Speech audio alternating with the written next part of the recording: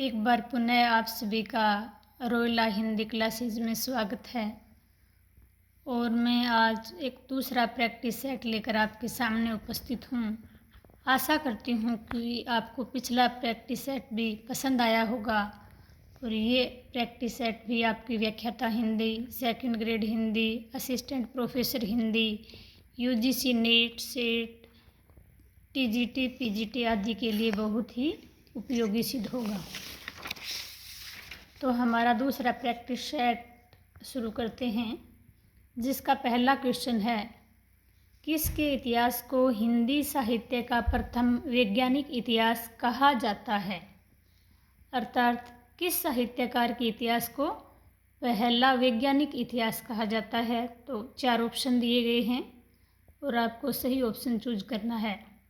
हमारा पहला ऑप्शन है आचार्य रामचंद्र जी शुक्ल, दूसरा है मिस्र बंधु, तीसरा है ग्रियर्सन और चौथा है नगेंद्र। तो हिंदी साहित्य का पहला वैज्ञानिक इतिहास किस साहित्यकार के ग्रंथ को कहा जाता है। तो आपको सही ऑप्शन चूज करना है और इसका सही आंसर होगा ग्रियर्सन। ग्रियर्सन के इतिहास को हिंदी साहित्य का पहला वैज्ञानिक इतिहास कहा जाता है। हमारा अगला क्वेश्चन है, किसके इतिहास ग्रंथ को हिंदी साहित्य का प्रथम विशुद्ध व व्यवस्थित वैज्ञानिक इतिहास कहा जाता है। इसमें आपको विशुद्ध और व्यवस्थित वैज्ञानिक इतिहास का नाम बताना है। तो हमारा पहला ऑप्शन है नगेंद्र, दूसरा है ग्रियर्सन, तीसरा है हजारी प्रसाद द्विवेदी और चौथा ऑप्शन है रामचंद्र शुक्ल। तो किस इतिहासकार के इतिहास को पहला विशुद्ध और व्यवस्थित वैज्ञानिक इतिहास कहा जाता है। तो इसका सही आंसर होगा आचार्य रामचंद्र शुक्ल। हमारा अगला क्वेश्चन है, भक्ति आंदोलन को बिजली की कौंद की भांति त्वरित किसने माना है। अर्थात बिजली की कौंद की समान भक्ति आंदोलन उत्पन्न हुआ था, ये किसने माना है। पहला ऑप्शन है हमारा तुलसीदास जी, दूसरा है कबीरदास जी, तीसरा है कर्नल जेम्स टोड और चौथा ऑप्शन है ग्रियर्सन। आपको सही ऑप्शन चूज करना है।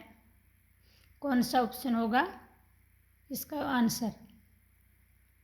तो इसका सही आंसर है ग्रियर्सन। ग्रियर्सन ने ही भक्ति आंदोलन को बिजली की कौंद की भांति उत्पन्न माना था। अगला क्वेश्चन है, रीति शब्द का सर्वप्रथम प्रयोग किसने किया। रीति शब्द का प्रयोग अपने साहित्य या इतिहास में किसने सबसे पहले प्रयोग में लिया था। तो पहला ऑप्शन है हमारा केशवदास जी, दूसरा है चिंतामणि त्रिपाठी, तीसरा है नगेंद्र और चौथा है ग्रियर्सन। तो सबसे पहले रीति शब्द को प्रयोग में किसने लिया था। तो इसका सही आंसर आपको चूज करना है। इसका सही आंसर है ग्रियर्सन। अगला क्वेश्चन है, बिहारी सतसई की भूमिका के लेखक। बिहारी सतसई की भूमिका के लेखक का नाम बताना है आपको। तो पहला ऑप्शन है मिस्र बंधु, दूसरा है पदम सिंह शर्मा, तीसरा ऑप्शन है बिहारी लाल और चौथा ऑप्शन है श्याम सुंदर दास। तो बिहारी सतसई की भूमिका के लेखक का नाम बताइए।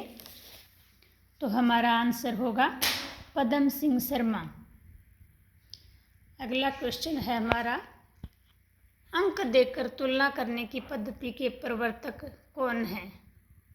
अर्थात तुलना करने में अंक देने का प्रावधान किसने किया था। तो इसमें 4 ऑप्शनों में से सही ऑप्शन आपको चूज करना है।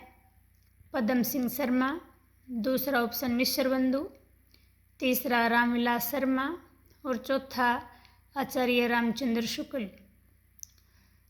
तो बताइए अंक देकर तुलना करने की पद्धति के प्रवर्तक का नाम। तो इसमें हमारा सही ऑप्शन होगा मिस्र बंधु। मिस्र बंधुओं ने अंक देकर तुलना करने की पद्धति का प्रवर्तन किया था। अगला क्वेश्चन है, तुलनात्मक आलोचना के प्रवर्तक का नाम बताइए।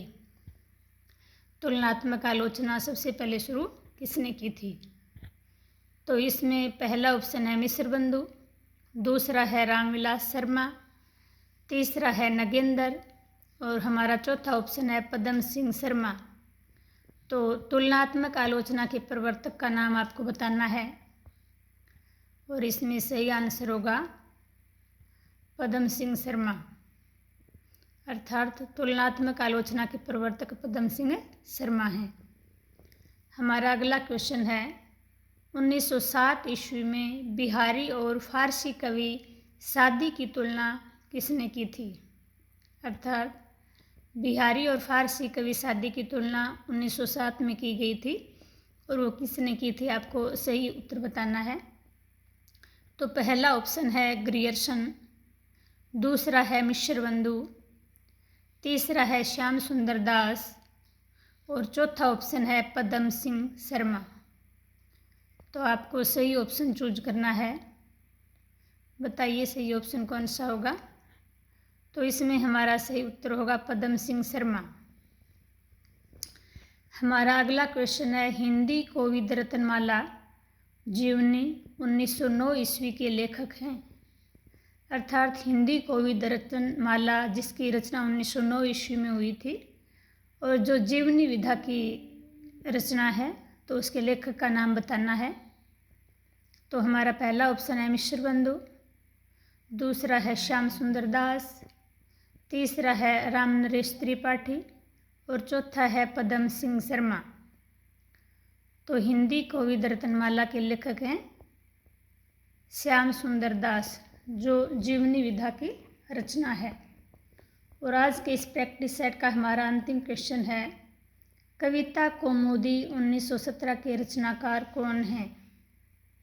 अर्थात कविता कौमुदी जिसकी 1917 में रचना शुरू हुई थी और जिसके अभी तक 8 अंक आ चुके हैं, तो उसके रचनाकार का नाम बताना है।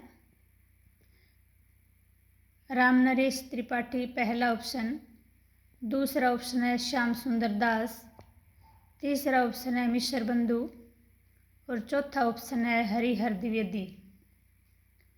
तो इसमें सही ऑप्शन हमारा होगा राम नरेश त्रिपाठी।